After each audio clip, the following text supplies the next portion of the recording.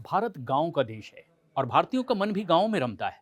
तो केंद्र सरकार ने सोचा कि क्यों ना गांव को और मजबूत और आत्मनिर्भर बनाया जाए।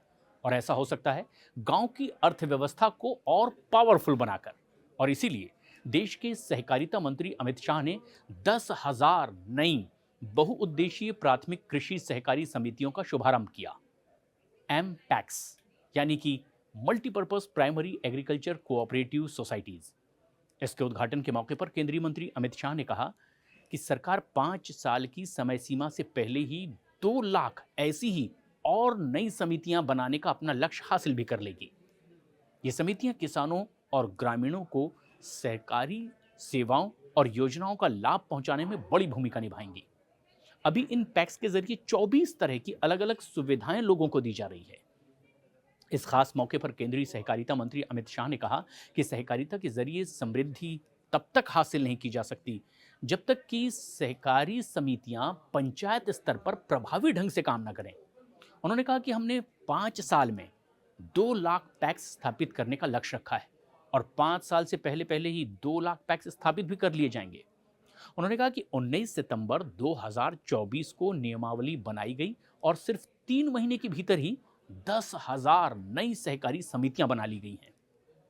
ये पहले 2 चरणों में शुरू की जाएंगी, जिसमें पहले चरण में नाबार्ड 32,750 नई एमपैक्स स्थापित करेगा, जबकि एनडीडीबी 56,500 डेयरी सहकारी समितियां और एनएफडीबी 6,000 मत्स्य सहकारी समितियां स्थापित करेगा। दूसरे चरण में नाबार्ड 45,000 एमपैक्स बनाएगा, एनडीडीबी 46,000 डेयरी सहकारी समितियां और एनएफडीएबी 5,500 मत्स्य सहकारी समितियां स्थापित करेगा। उन्होंने कहा कि राज्य सरकारें भी करीब 25,000 नई सहकारी समितियां बनाएंगी। अमित शाह ने बंद पड़ी पैक्स समितियों के लिए भी मानक संचालन प्रक्रिया यानी कि एसओपी जारी की है और इससे 15,000 गांवों में अब नई समितियों की स्थापना हो सकेगी। मौजूदा नियमों के मुताबिक ऐसे गांवों में दूसरी पैक्स की स्थापना नहीं की जा सकती जहां पहले से ही एक पैक्स मौजूद हो, जब तक कि उसे निष्क्रिय घोषित न कर दिया जाए। और इस मौके पर केंद्रीय सहकारिता मंत्री अमित शाह ने नई सहकारी समितियों को पंजीकरण प्रमाण पत्र, माइक्रो एटीएम और रुपए किसान क्रेडिट कार्ड भी वितरित किए।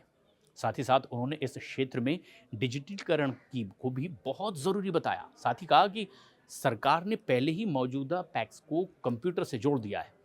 हालांकि उन्होंने इस बात पर भी जोर दिया कि अकेले प्रौद्योगिकी ही पर्याप्त नहीं है। उन्होंने समितियों से नए प्रशिक्षण मॉड्यूल का उपयोग करने की भी अपील करते हुए कहा कि हमने कंप्यूटरीकरण किया है, सॉफ्टवेयर दिया है, कई योजनाएं भी शुरू की। हालांकि ट्रेंड मैन पावर के बगैर सहकारी समितियां बहुत अच्छे से काम नहीं कर सकती हैं। उन्होंने कहा कि अब तक के 11,695 पैक्स ने नए मॉड्यूल कानून के तहत पंजीकरण भी करवा लिया है। उन्होंने पूर्व प्रधानमंत्री अटल बिहारी वाजपेयी की 100वीं जयंती पर सहकारी क्षेत्र में दिए गए योगदान को भी उनके याद किया और कहा कि सहकारी क्षेत्र को बढ़ावा देने के लिए वाजपेयी के शासनकाल में संविधान में 97वां संशोधन लाया गया था। इन सहकारी समितियों के शुभारंभ कार्यक्रम में केंद्रीय मत्स्य, पशुपालन और डेयरी तथा पंचायती राज मंत्री राजीव रंजन सिंह, सहकारिता राज्य मंत्री कृष्णपाल गुर्जर और वरिष्ठ सरकारी अधिकारियों की भी मौजूदगी रही। सभी ने यह माना कि ये सहकारी समितियां भविष्य के गांव की मजबूत अर्थव्यवस्था की नींव बनने जा रही हैं।